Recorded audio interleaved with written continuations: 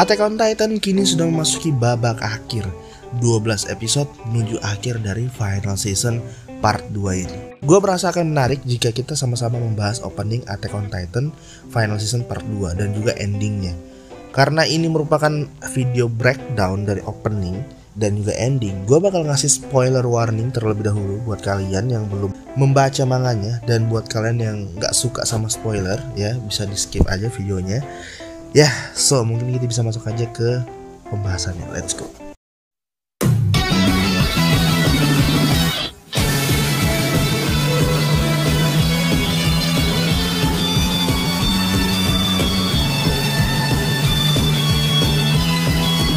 Lagu pada opening terakhir ini berjudul The Rumbling yang dibawakan oleh band Sim, band asal Jepang. Lagu bergenre rock metal ini langsung memberi sambutan kepada penonton sekaligus menunjukkan betapa intensnya cerita pada season terakhir ini. Sekaligus memberikan gambaran para penonton tentang apa yang akan terjadi di beberapa episode ke depannya nantinya. Detik-detik awal pembukaan kita diperlihatkan 3 karakter utama series ini, yaitu Eren, Mikasa, dan Armin. Lalu ribuan Colossal Titan yang berjalan mengguncang tanah yang mereka lewati. Sepertinya kalian juga udah tahu kalau ini adalah gambaran dari The Rumbling. Bahkan lirik pada scene ini sudah sangat menegaskan tentang hal itu.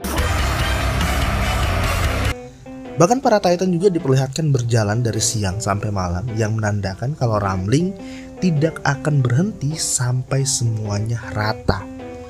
Nah, buat teman-teman yang nggak tahu ya, The Rumbling ini adalah sebuah peristiwa mengerikan yang melibatkan ribuan Titan dinding untuk berjalan beriringan dan menginjak-injak apapun yang mereka lewati. Injak-injak bumi gitu ya. Jadi lu bisa bayangin betapa mengerikannya The Rumbling gitu. Karena kalau lu diinjak sama gajah aja, lu tuh belum tentu selamat gitu. Ini lu diinjak sama Titan yang tingginya tuh 500 meter. Jadi ayam geprek lu, Pak. BTW seluruh Rumbling pada opening ini hanya sampai chapter 131, dimana Rumbling sudah sampai di benua Marley. Kok cuma sampai situ bang? Nanti gue jelasin di akhir video, oke? Jadi nonton gitu. Kita lalu diperlihatkan Eren dan Zeke dengan latar merah dengan dipenuhi sel darah dan juga gen. Ini menegaskan kalau Eren dan Zeke merupakan dua orang subjek Ymir yang terikat dengan darah juga, yang menjadikan mereka tuh saudara. Hal menarik di sini adalah mereka berdua berdiri saling membelakangi. Ini sebenarnya adalah gambaran kalau Eren dan Zeke memiliki pandangan yang berbeda atau memiliki tujuan yang berbeda saat mendapatkan akses penuh founding Titan. Zeke sendiri memiliki tujuan untuk melakukan pemandulan terhadap bangsa Eldia. Ya, dengan kekuatan pendiri, dia itu mampu merubah struktur tubuh seluruh Eldia agar tidak bisa menghasilkan anak. Dan Zeke sama sekali tidak ingin melakukan Rumbling. Sedangkan Eren memiliki tujuan untuk mengaktifkan Rumbling demi melindungi Pulau Paradis dan juga orang-orang yang ada di Paradis dengan membantai seluruh orang di seluruh dunia di luar Pulau Paradis. Dan Eren sama sekali tidak berniat untuk membuat bangsa Eldia itu menjadi mandul. Jadi benar-benar bertentangan gitu dengan tujuan Zeke. Saat setelah logo, kita melihat Eren berjalan dengan diiringi oleh lirik yang jika diartikan adalah aku hanya melakukan hal yang benar. Aku tidak berniat menjadi raja, aku bersumpah. Lalu memperlihatkan para karakter yang sekarang memusuhi Eren.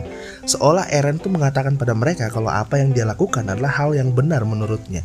Dan dia sama sekali tidak berniat untuk menjadi seorang raja atau orang yang berkuasa seperti yang orang-orang atau karakter-karakter ini pikirkan gitu. Kemudian berlanjut memperlihatkan Eren berjalan di atas tembok dengan barisan lirik yang bermakna kurang lebih sama gitu dengan lirik sebelumnya, yaitu aku hanya ingin menyelamatkan hidup kalian, aku tidak pernah ingin mengambil pisau, aku bersumpah. Pisau yang dimaksud di lirik ini adalah The Rumbling, di mana Eren sebenarnya tidak ingin melakukan The Rumbling sebisa mungkin, tapi dia terpaksa melakukannya untuk menyelamatkan teman-temannya dan dia cuma mengikuti takdirnya aja gitu. Scene Eren berjalan di atas tembok ini juga sekaligus menjadi callback pada season 1 episode 11 saat Eren dan Komandan Pixis berjalan di atas tembok. Dalam percakapan mereka, Pixis itu mengatakan jika ada musuh yang mengancam kehidupan umat manusia, barulah umat manusia mau bersatu.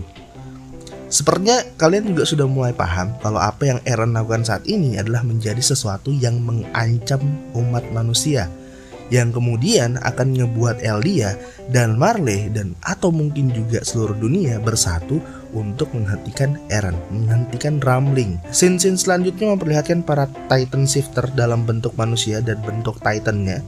Detail yang menarik pertama adalah bagian Porco atau Galliard yang sedang berdiri dalam sebuah ruangan dengan jendela yang berada di sampingnya. Terlihat seliwit Ymir dari balik jendela tersebut yang mengingatkan para fans kalau Ymir adalah pemegang Titan Rahang sebelum Galliard.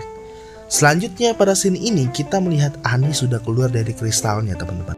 Ini sebenarnya adalah saat dimana Eren mendapatkan Founding Titan atau mendapatkan akses penuh Founding Titannya dan menghancurkan seluruh pengerasan Titan seperti Titan dinding yang mengeras, armor milik Reiner, dan kristal milik Annie. Detail menarik selanjutnya adalah bagian Warhammer Titan yang tidak memperlihatkan Lara Tybur lagi dan hanya memperlihatkan bentuk Titan Eren yang seolah menggenggam kristal Warhammer Titan. Ini adalah pernyataan kalau Eren adalah pemegang Warhammer Titan yang sekarang. Scene selanjutnya kita diperlihatkan The Path dengan sebuah pohon cahaya yang berada di pusatnya, lalu memperlihatkan siluet sang pendiri sekaligus sang Titan pertama, yaitu Ymir. Nah, buat teman-teman yang gak tahu, pohon cahaya ini adalah sebuah perwujudan dari Ymir, dan cabang-cabang pohonnya adalah para subjek Ymir dari generasi ke generasi.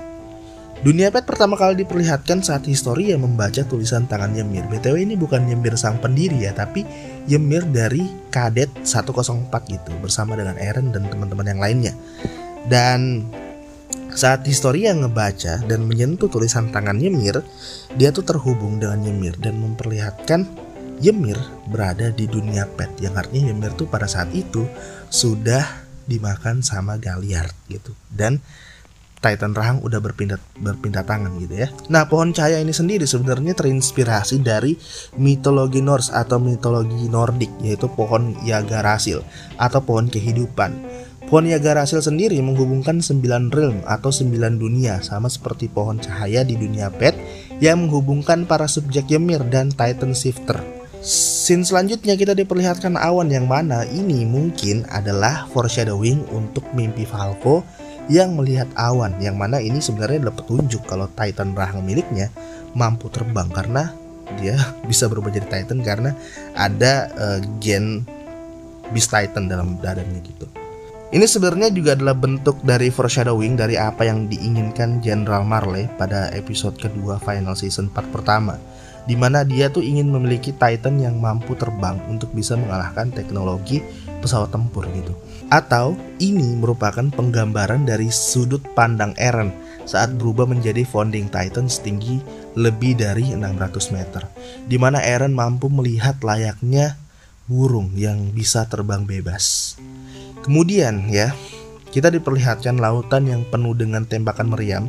Ini sebenarnya adalah scene dari chapter 130 di mana Rumbling itu sudah sampai pada perairan Marley.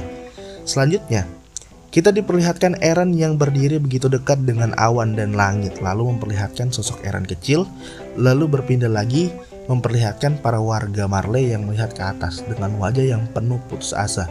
Beberapa dari mereka lari menyelamatkan diri, sementara yang lain diam dengan keputusasaan. Sebenarnya ini adalah scene dari chapter 131 di mana Eren merasakan apa yang dirasakan oleh burung yang tidak terkurung dalam sangkar. Burung dengan kebebasan, burung yang mampu terbang tinggi mendekati langit, dan Eren merasakan hal itu, sebuah kebebasan yang sedari kecil ingin dia rasakan. Tapi di balik kesenangan yang Eren rasakan atas kebebasannya saat melakukan Rumbling, di balik itu umat manusia ketakutan dan banyak dari mereka yang meregang nyawa demi ideologi Eren, demi kebebasan yang Eren inginkan. Scene setelahnya kita melihat para teman seperjuangan Eren dari Kadet 104 di mana ini dibagi menjadi 4 kelompok. Yang pertama adalah kelompok Annie, Bertolt dan juga Reiner. Lalu ada kelompoknya Mikasa, Eren dan Armin, lalu Connie, Jen dan Sasha, dan yang kelompok terakhir adalah Historia dan juga Ymir. Sayang banget ya nggak ada Marco gitu. Kalau ada pun dia bakal bersama dengan kelompok Connie, Jen dan Sasha gitu, karena Marco dekatnya sama Jin gitu.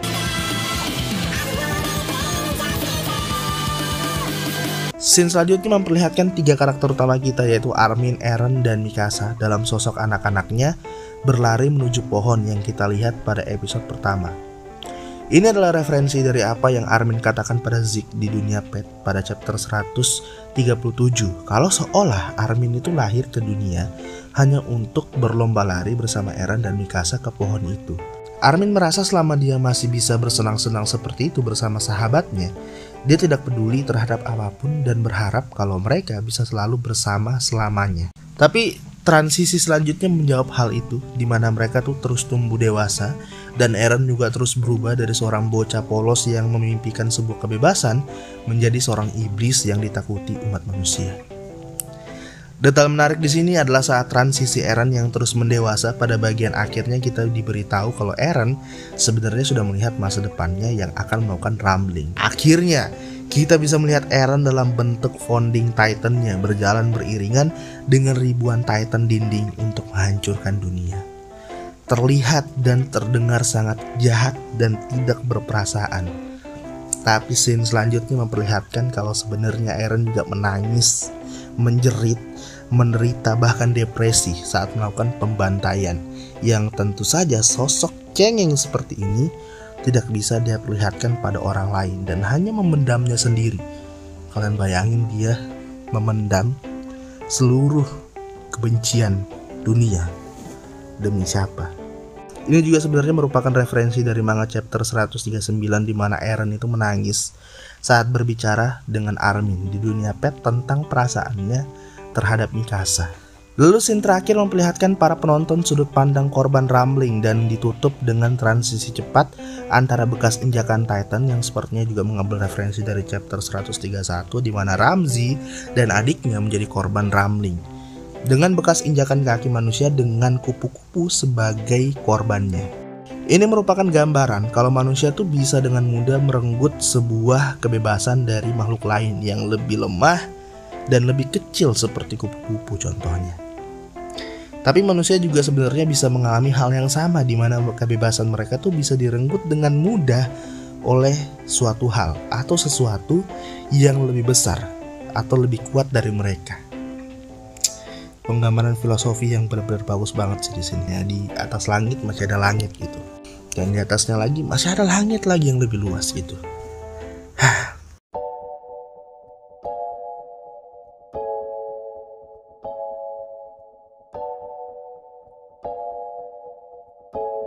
Secara garis besar, opening ini berfokus pada apa yang sedang Eren perjuangkan atau yang dia lakukan terlihat salah di mata semua orang, bahkan oleh para pembaca manga sekalipun dulunya.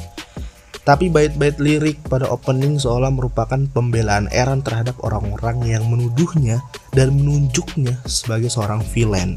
Dan itu terjawab pada cerita akhir gitu. Nah sekarang kita masuk ke bagian yang menurut gua agak membingungkan ya untuk opening terakhir gitu ya, yaitu tidak adanya scene Ymir dengan babi. Lalu zaman keemasan Eldia kuno juga tidak diperlihatkan sama sekali. Lalu Raja Kalfris juga nggak dilihatin. 3 anak Ymir ya, itu juga kagak dilihatin. Dan makhluk purba yang memberi kekuatan Titan pada Ymir juga nggak ada teman-teman. Kenapa? Kenapa seperti itu bang? Kenapa kok mereka itu kan salah satu hal-hal yang ngebentuk plot cerita gitu, hal-hal unsur-unsur penting gitu dalam membentuk plot cerita seperti makhluk purba itu bang, kenapa nggak diliatin bang? Terus Ymir yang ngebebasin babi juga kenapa kagak diliatin bang? Ada rumor yang kurang mengenakan teman-teman. Ada rumor yang mengatakan kalau final season part 2 ini hanya sampai pada chapter 131 saja. Dan cerita selanjutnya akan berlanjut ke movie. Jadi ya, karena sepertinya masa lalu Ymir ini akan di skip dan akan dimasukkan pada cerita pembuka movie nanti teman-teman. Kita lihat aja nanti. Tapi emang setelah gue hitung-hitung 12 episode itu memang kagak bakal sampai di chapter akhir. Mentok-mentok cuma sampai chapter 134 gitu. Itu juga banyak hal yang di skip juga menurut gue kalau misalnya mau sampai chapter 134. Jadi mentok-mentok cuma sampai 131 gitu. Jadi ya kalian mohon bersabar ya, karena sepertinya ending dari part 2 ya, final season ini bakal berakhir dengan cliffhanger atau menggantung. Jadi kita harus nunggu lagi gitu buat movie-nya. Nah, sekarang kita ke endingnya teman-teman, yang berjudul Akuma no Ko. Kalau dalam bahasa Indonesianya adalah anak iblis atau anak jahat. Sama seperti lirik pada opening, lirik pada endingnya juga merupakan ungkapan perasaan Eren. Tapi kalau di opening seolah itu menjadi pembelaan Eren tentang apa yang sedang dia lakukan, maka endingnya merupakan ungkapan perasaannya terhadap Mikasa. Ending terakhir ini juga seolah menjawab lirik pada ending pertama AOT ya, yakni Utsukushiki Zenkoku no Sekai, yang kalau dalam bahasa Indonesianya adalah dunia yang kejam dan indah, yang mana sebenarnya lirik pada ending pertama ini adalah keresahan Mikasa tentang dunia yang kejam dan sulit menemukan alasan untuk terus hidup di dalamnya. Sedangkan pada ending terakhir ini seolah Eren itu menjawab keresahan Mikasa dengan mengatakan, alasanmu hidup itu karena ada aku yang mencintaimu di dunia yang kejam ini, dan aku akan terus melindungimu meskipun itu aku harus menjadi iblis untuk melindungimu. Bener-bener kena banget sih itu ya.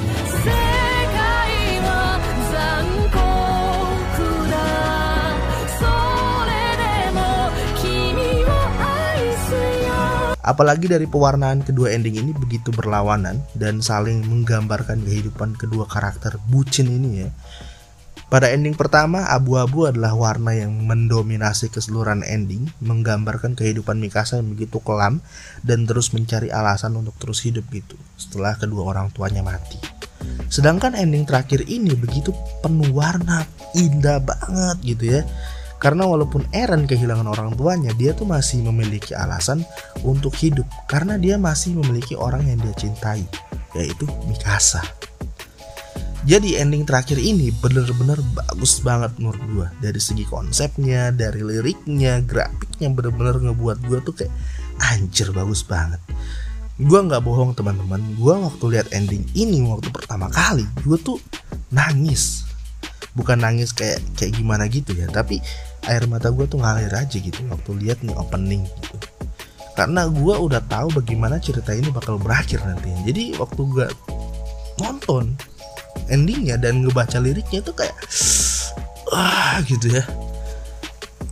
Gue jadi ingat lagi waktu gue lihat panel terakhir gitu dari chapter 139 itu kayak aduh anjing, kayak kena banget gitu. So mungkin itu aja teman-teman ya yang bisa gue bahas untuk opening dan ending dari Attack on Titan ya, The Rumbling dan juga Akuma no Ko ya. Jika ada detail-detail yang gak gue sebutin atau ada hal-hal yang gue jelasin itu salah atau bisa kalian gak ngerti, kalian bisa tulis aja di kolom komentar gitu ya. Dan ya, jika kalian suka dengan video ini silahkan like, jika kalian tidak suka dengan video ini silahkan dislike 2 kali. Dadah.